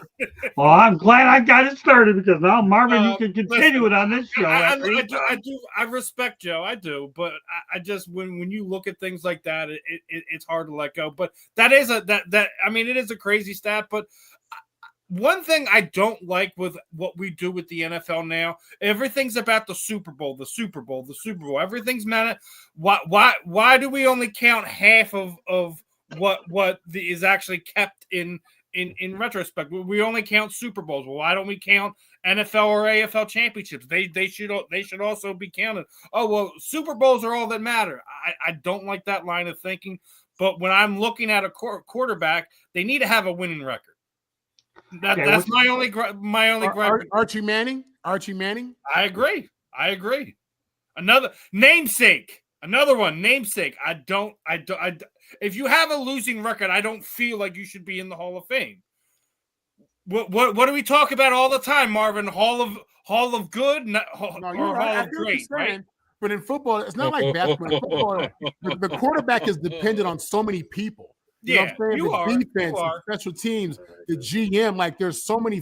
It's not like, Jordan and LeBron. These guys have a much bigger role in that whole process. I mean, the quarterback's dependent on 11 guys on offense, 11 guys on defense, 11 guys on special teams. And, it's tough, man. So I hear what you're saying, but, But on offense, he's actually only dependent on 10 other guys because there's only 11 on the field. But if your defense sucks, and that doesn't matter how many points you put up if you can't stop anybody. You're right. Look what's going on with Dak Prescott this year. Dak Prescott, if he's on any other team right now, we're thinking comeback player of the year, things of that nature. That's saying a lot for you. Huh? That's saying a lot for you. He's a Cowboy. Listen, we talk about this all the time. I may hate the Dallas Cowboys, but us as Philadelphia fans, we respect greatness, right? Everyone always loves to throw us Eagles fans under the bus. Y'all heard what happened with Cam Scatterboo last week, right? Did the entire Lincoln Financial Field not give that man a standing ovation? That's a staunch different from what happened with Michael Irvin. Michael Irvin likes to poke the bear a lot. And that's why, in my opinion, I felt like he got booed after he got off on his neck injury. No one in that stadium knew he had a neck injury. And I think that would be a big difference in that. But I will, when I see somebody playing great, regardless if they're a rival or not, like for the long, like the same thing, like when you're talking about other sports, like, all right, Sidney Crosby, arguably one of the greatest hockey players of this generation. If he played anywhere else besides Pittsburgh, I would have to sit there and hold him to this higher standard. But the fact that he is crybaby Sidney in Pittsburgh, I can't. It's just. Isn't he also played more games than Mario Lemieux? I knew I just want to ask that question. Mario would always get it. The same thing why I also had more respect for Yager because he came here and played for Philly for a few years. But I'm saying, hasn't Sidney Crosby played more games than Mario in his career? He has. I knew it took him a long time. It took a long time for him to beat that scoring record, didn't it? Oh, man. Jay threw up a hard one there. Who's better? Terry Bradshaw. I knew I was going to get the Philly Terry monster. Bradshaw had everyone around him. Is that even a fair comparison? No. He had Lynn Swan. He had Stallworth. He had Franco Harris. He had the Are we really making that comparison, Jay? That's unfair. Find someone that won one Super Bowl with less.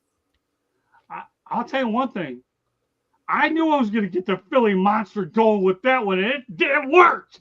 It got him going. I know 4 Super Bowls, but come on. Come on. I'm talking to Jay. I know I get you going here. You took the big sicker, man. Super Bowls don't equal everything. We talked about this. Stats don't equal everything. There's a lot of things that go in when we're talking about like great quarterbacks. I didn't give a simple stat. No wonder you're the darn pupil sicker, man. You gave a simple stat. One guy. Go Namath. Joe Namath and Terry Bradshaw both benefited from a great team around him. The bad part is Bradshaw only had it 1 year. Okay. If he'd have had the same type of consistency out of the GM and coaching staff that Terry Bradshaw had, he might have been able to get 4 Super Bowls. Because if you look at the stats, they're very similar in the regular season. Yes. Okay, but let's keep this on track. All I said was one never won a conference championship game because they didn't have one. We threw a monkey wrench into that one.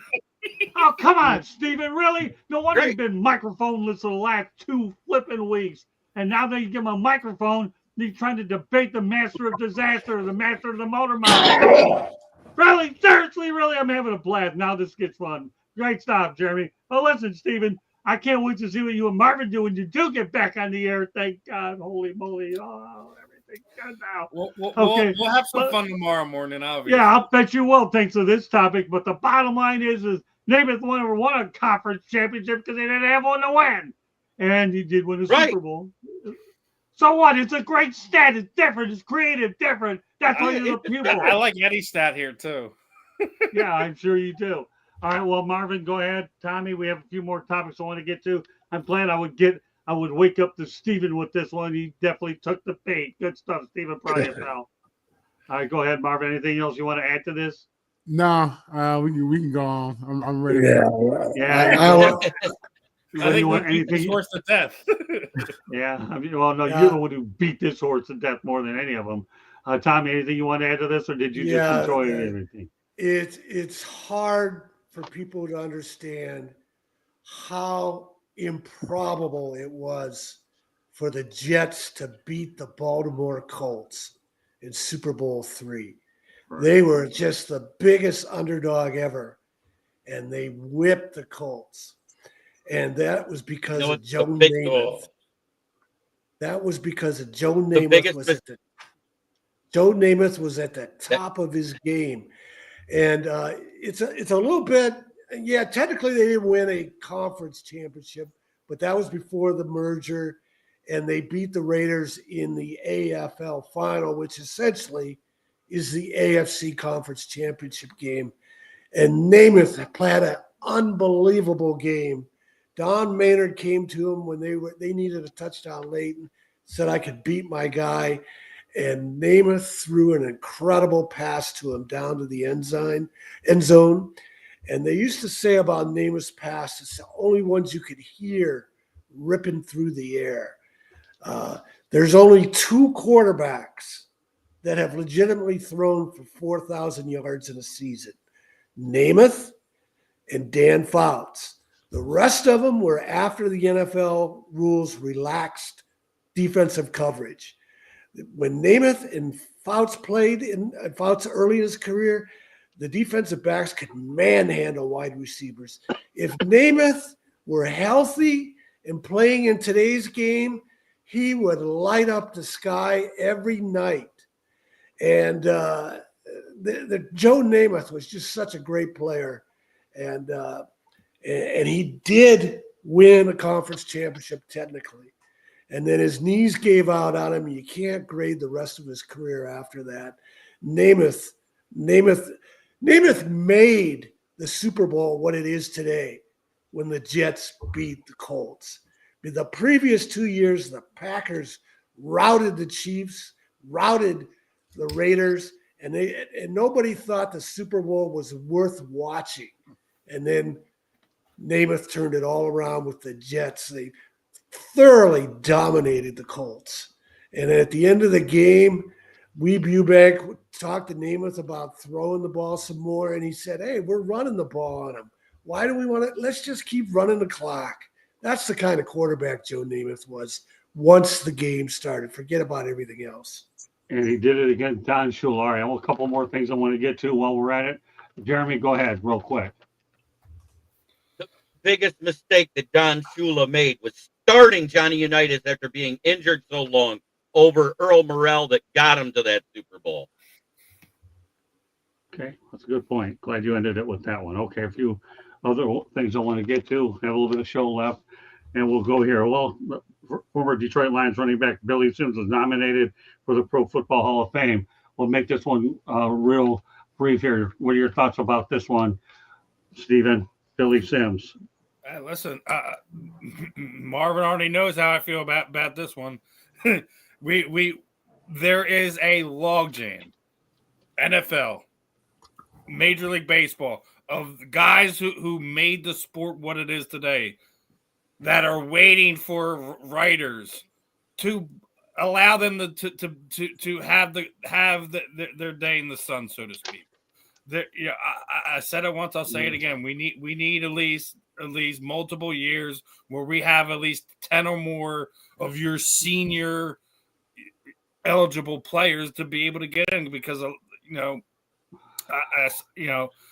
there's for every Billy Sims there's at least 3 or 4 guys on each team in the NFL that you could sit there and have arguments for. Why isn't this guy already in? Why isn't that guy in? Well, you have a current guy that has these numbers, but you have a guy that played 30 years ago who has the similar numbers, but for some reason he's not in, because I make this comparison all the time.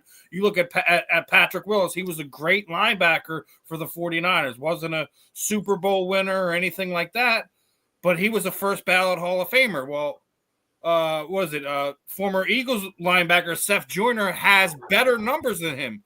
More tackles, more fumbles, more sacks, and has the Super Bowl win from that Packer team with Brett Favre.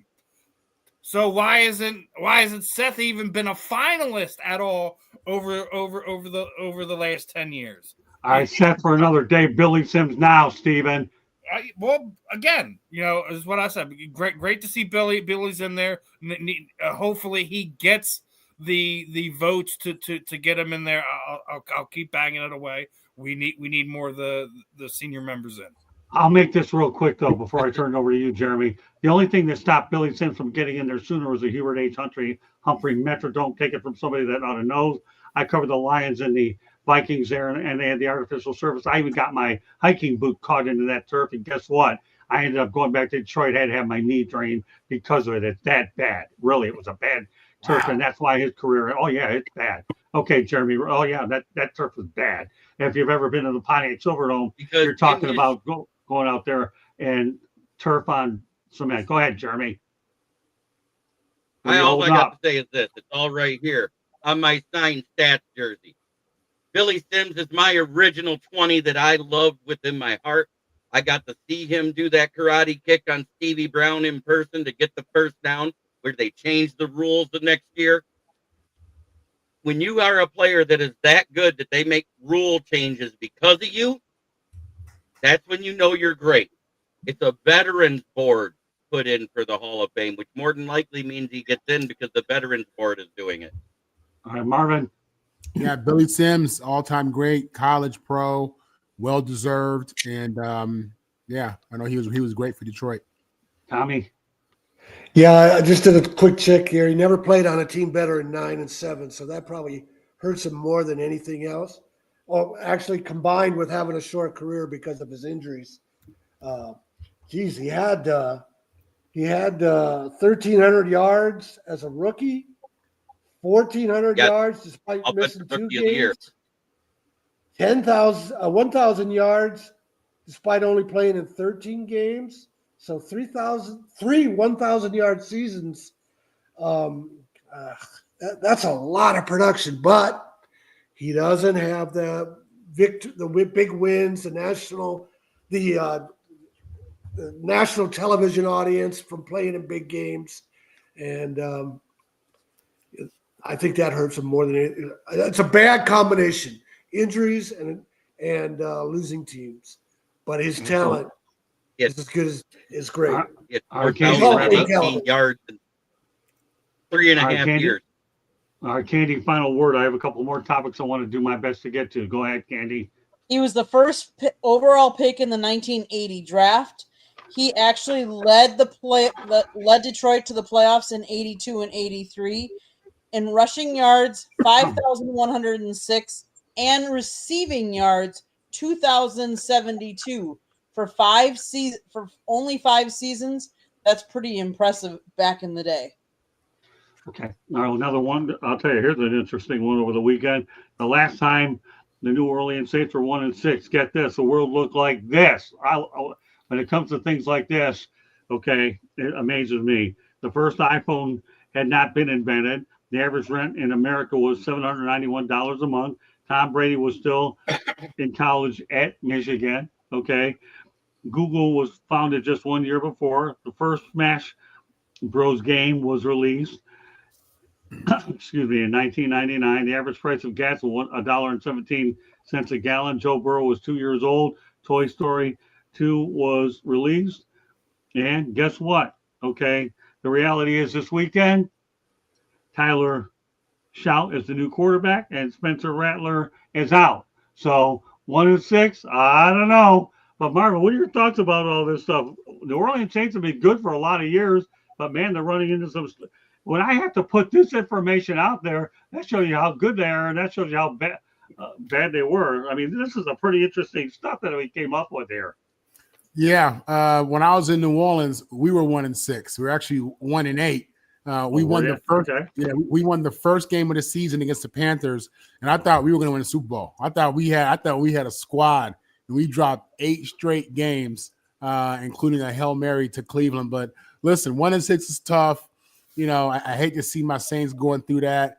The quarterback situation is problematic, and at this point, we need to get some more talent up in there. It'd be helpful for us to get a high draft pick if we could. So Marvin, of all the things I mentioned, which one stands out of what the world was? What stands out? Probably gas. $1.17. Oh, I wish we had gas at the gas $1.17. is real, boy. Yeah. All right, Yeah. so I'm going to ask the rest of the crew the same question. Which one of these stands out, Jeremy? Oh, all right. I was looking something up. That's okay. What was that one? What was the games? Which one stands out? Tom Brady being in college, $1.17 a gallon, rent. Want me to list them all, Jeremy? Rent stands out to me the most. If you look at when I was in, you're talking about 1999, right? 1999, I could rent a 1-bedroom house for under $400 a month. You know how much it is right now? How much? $1,500 right here in Genesee County, and we're a depressed county. So from under 400 to 1,500, and the minimum wage hasn't gone up triple. Something's got to give. Okay, Candy. I think the no internet. I think we've come a long way. You said, technology has come a long way since back then. Steven, make it short. Absolutely, it's gas. You guys are crazy. Well, I'm crazy anyways, but I agree with you. I'm crazy because I agree with you. Gas too. All right, Tommy. I'll say gasoline also. Okay, great stuff. Okay, let's go ahead. The Colts are 7-1 with Carrie, Carly Ursay Gordon on the sideline. Jim Ursay would be proud of her. Tell you what, talk about an active owner doing what she's got to do. Real quickly, rapid fire, Steven. What are your thoughts about Carrie? I love it. Another one of these topics. Me, Marvin, and Ben have already touched on. But you ain't pulling nothing over her eyes. You ain't gonna try to take any advantage of her. She's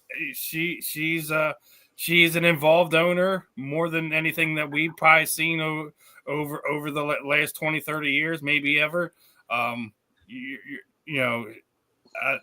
They're winning. They're doing great things. So it's a good look for her. We'll see if they're able to continue to do this on the back half of the season. Looking forward to seeing what the Colts could potentially do in the playoffs. Candy. I love seeing that a female is on the sidelines, in charge, and succeeding. And look at what Indy's doing this year. I mean, who would have thought? Resurgence, Daniel Jones, Jonathan Taylor, making his case for running back of the year. I mean, look at what I really like it. I love the fact to see that, she learned from her father and she's turning it into success. Okay. Jeremy. Great job for her. I'm glad she's there on the sidelines, and I hope she continues. Marvin. Hey, it's all good. I like to see her doing her thing. She's the boss. They run the daughters run the show, and they're doing it their way, as they should. That's what the men do. Tommy. Yeah, let's put her with the Lions owner. She and Fordham. They're showing everybody who's in charge. And she's certainly not going to embarrass the Colts off the field as much as her dad did.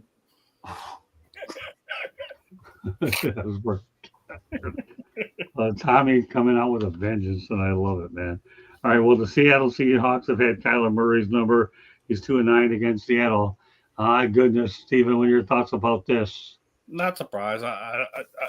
I'm surprised that the Cardinals have been able to stick with him this long because he's a tremendous athlete. I just don't see him to be able to continue to compete at a high level to be a winning quarterback in the NFL. So not surprised that the Seahawks have Kyler's number.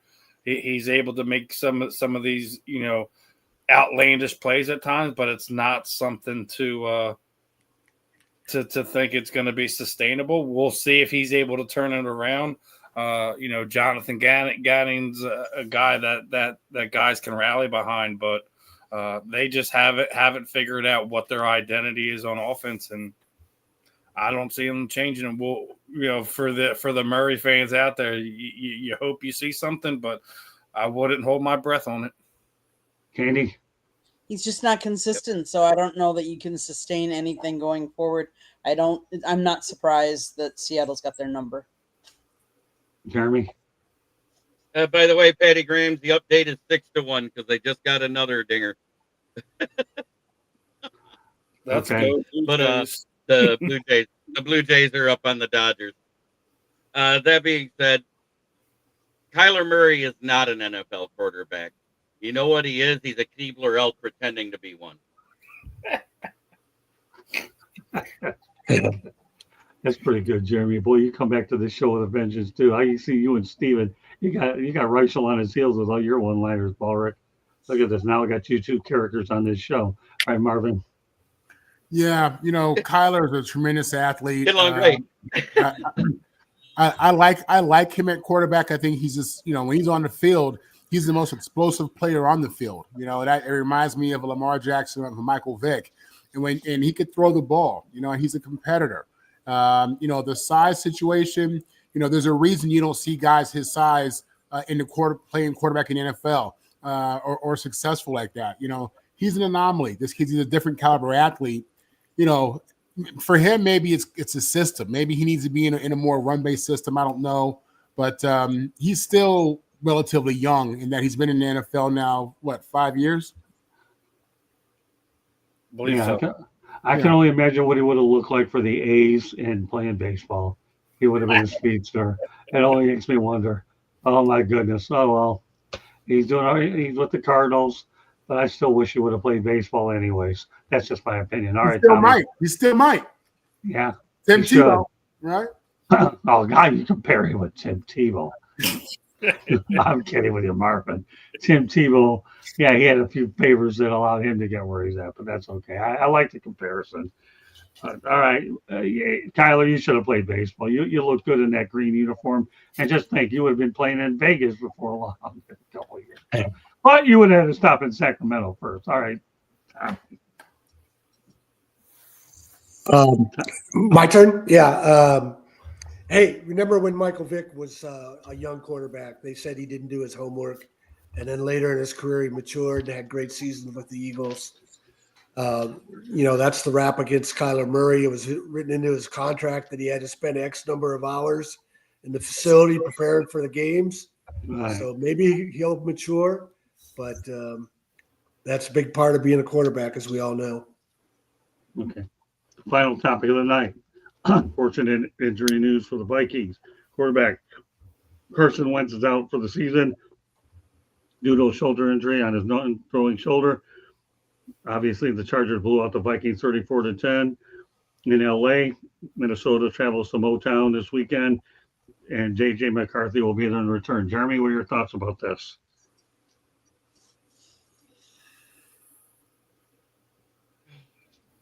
Jeremy?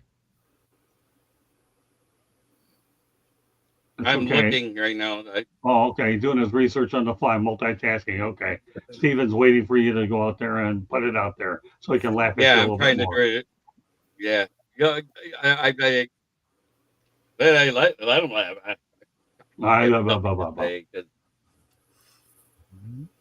I'm going to say this. Listen, Carson Wentz has had the most cursed career that any quarterback could have. Was the number 2 overall pick in 2016, had the Eagles' magical run in 17. I still don't think they make the Super Bowl with just a Nick Foles that year. He's been in 6 different cities over the last 6 years. Played the better part of the last 3 weeks with a basically a completely torn out shoulder. It just showed he's tough, man. He's tough. He's just had the worst breaks for it. And Minnesota, who was trying to return to the playoffs and continue their winning ways, you'd have to guess that they're going to be in the market for at least a backup quarterback. The fact that J.J. McCarthy was injured early in the season with that high ankle sprain. So it's rough if you're a Minnesota Vikings fan. Carson Wentz, that might be the end of him. I'm not sure. how he's going to respond to that. I've already felt like he had some mentality issues with everything. I felt like he has matured, but that might be the end of him. Shoulder injury. You don't know how that's going to go, but what are your guys' thoughts? Yeah, I spent time with Carson Wentz, one of the nicest people you ever meet, too. I'm glad at least he has a Super Bowl ring in his pocket when it's all said and done, even as a backup, even though he did a heck of a job leading the Bulls to that point. He should have been the MVP that year. I don't care what anyone says. No, I think I wouldn't disagree with you on that. Jeremy, anything you want to add to that? I know you were doing a little bit of research and all. Oh, yeah. And they already announced J.J. McCarthy as a starter, and right now the only backup they got is Max Brosmer. Do you think they regret letting Sam Howell and Daniel Jones walk out the building yet? Yeah, I agree. But I'm going to digress. They're going to bring Kirk Cousins back for a retirement tour. J.J. McCarthy was practicing the last 2 weeks in a limited fashion, and they said he looked good enough to play, and they still started Wentz. Why? Their offensive line is more porous than a fishing net. I was waiting for that.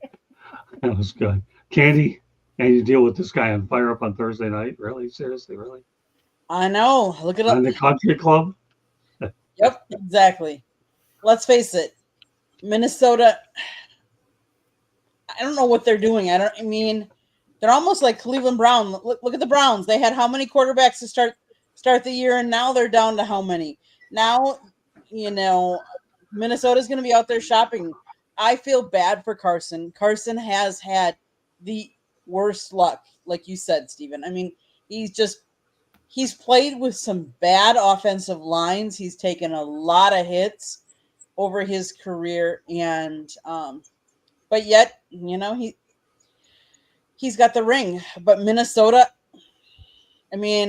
do I wish I don't wish injuries on any team, on any player. But someone in my division, I'm not too sad about having. I don't see you drinking the sympathy Kool-Aid. Okay, Marvin. Yeah. I just had a front. What was the subject was Minnesota. Yeah. Carson Wentz and the Vikings. I've never been in love with Wentz. I've never been in love with him at all. I didn't believe in him and say I didn't believe he was really that special. It was it's a cute story. North Dakota State, that's cute. Small school, big city. You made it to the NFL, and he's a good player. He's a good player, but it's just I never bought into him. As MVP caliber and an elite player like that. Tommy. Yeah, who let Darnold and Daniel Jones go? Is Kevin O'Connell tied to J. McCarthy or somebody in administration? Because I hate seeing Kevin O'Connell tied to J.J. McCarthy. We don't know how his career is going to turn out. Go ahead. But they knew what they had with Sam Darnold. They a guy they could win with. It's Fuzzy. Fuzzy's the GM. And, the Rams said they could win with Jared Goff, and we'll see what he does with the Lions. But I like Kevin O'Connell. I hate seeing him having his career. He was a quarterback whisperer last year, and now he's tied to J.J. McCarthy, and who knows if McCarthy's going to turn out. Okay, well, you know what? We have a little bit of time. So, you know what, Tommy?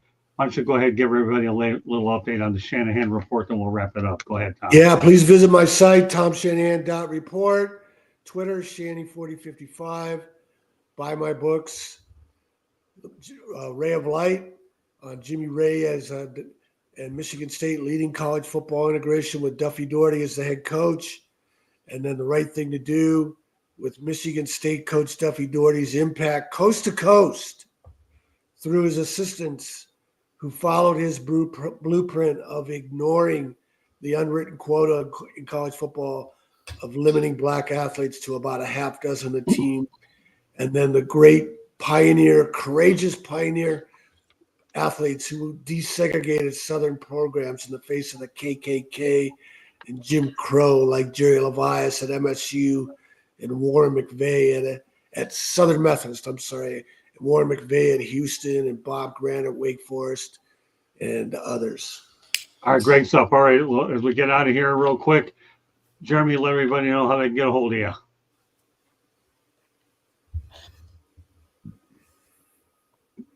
Well, number one, you can find me right here on the South Florida Tribune, whether it's the website or the channel. I'm talking. You don't hear me? No, I hear you. Go ahead. Keep going. Okay. Because I was talking. Okay.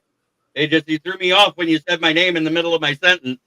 Oh, well, that's okay. It won't be the first football I've thrown. It won't be the last. You can find me right here on the South Florida Tribune. Great stuff. On our network, Candy's co-host. You can find me right here on the South Florida Tribune on Tuesday. Okay. No, I'm not interrupted. Go ahead. I'm quiet for a change. You also can find me on my channel. He's tongue-tied. My goodness. I think there's a delay, and I think that's what's happening. Yeah, okay. Delay. No big deal. He's on in the Country Club Flyer Up. He's on here. Okay, Marvin, go ahead. Yes, you can catch me on the South Florida Tribune Tuesday evening, Wednesday morning, Wednesday evening. You can catch me on Locked On USC Monday and Friday. You can catch me on USCJ weekly. You can catch me on all the handles. Marvin on the mic. Marvin Powell III on Facebook. Yeah, Marvin joins us on the Wednesday Night Sports Exchange and tell him what it's like. Marvin, is that a wild show or what? It is a wild show. We get real wild. Yeah, I tell you, I love having you on that. I tell you, I love having you on that wild show. All right, Steven, go ahead, put it out there. Give me something good now. What's on your agenda? You haven't done it in a little while. Now I'm looking for an agenda, Mr. Reich. Well, obviously, as Marvin was just alluding to, we're going to be on tomorrow morning from 11 to 1 right here on the South Florida Tribune. And yes, you're right. I haven't had much of agenda, but that's also because of our technical issues. But I am bringing back the real and the rare this Sunday. Obviously, Eagles being on the bye week is a lot easier. But I'm going to be talking to BKFC Fire Rain Wells, who's also launching a new sponsored fighters website where he's trying to help the combat sports athletes connect with potential sponsors, potential companies that could support one another. So, one of these current athletes that are looking into finding ways for the combat sports athletes to make things easier for one another, connect with these small businesses, big businesses, etc. So, we talk about it a lot. The fighter pay scale isn't the greatest in the world, especially when we're talking about combat sports, regardless if we're talking boxing, MMA, etc. So it's going to be fun catching up with him, and we'll be announcing some more potential guests, both for the real and the rare, and also working at some more for the professor and the pupil on Mondays as well. You got it. Yeah, Jeremy and I started that show. Stephen and I have done we've enjoyed keeping the tradition going there, and I have more people I'll be introducing to that show as well.